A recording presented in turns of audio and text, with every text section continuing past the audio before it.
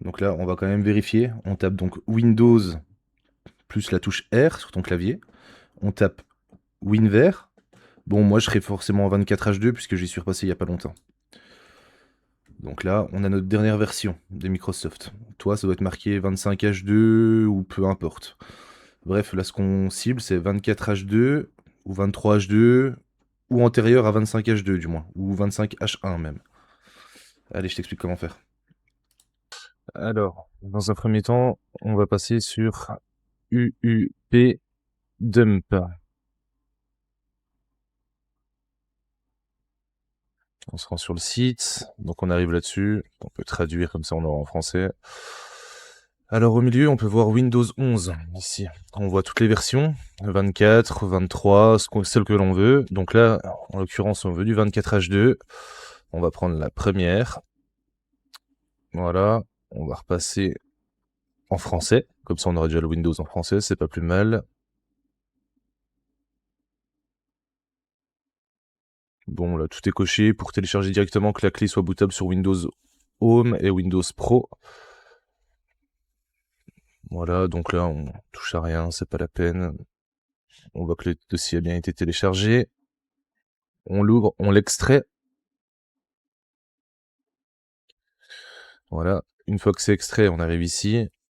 Donc, on prend UP Download Windows. On appuie sur rond. Et là, on est parti pour l'écriture. Bon, il faut savoir que l'écriture, ça va prendre beaucoup de temps quand même. Hein. Si au bout de 10 minutes, 20 minutes, vous vous dites purée, c'est toujours pas terminé, c'est tout à fait normal. Pour l'instant, faut absolument pas quitter ou quoi que ce soit. On est en pleine écriture, ça va être long.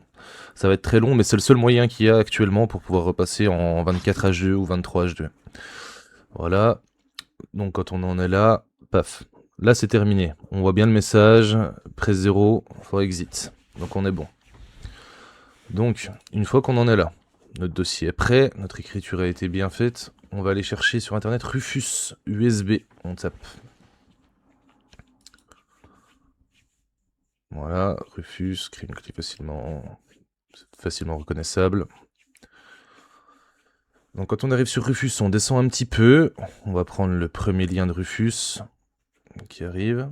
Donc là, il est là. On va aller le rechercher directement dans le dossier. Toc.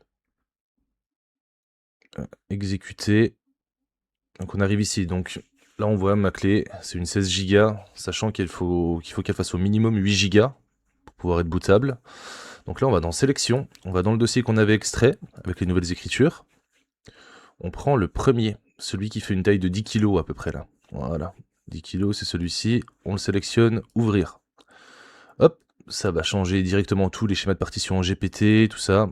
On clique sur démarrer. Là, vous pouvez créer un compte local si vous le voulez, mais laissez comme c'est. Voilà, c'est très bien comme ça. Et on est reparti pour l'écriture. Ça va être long aussi, mais bon, ça va bien se passer.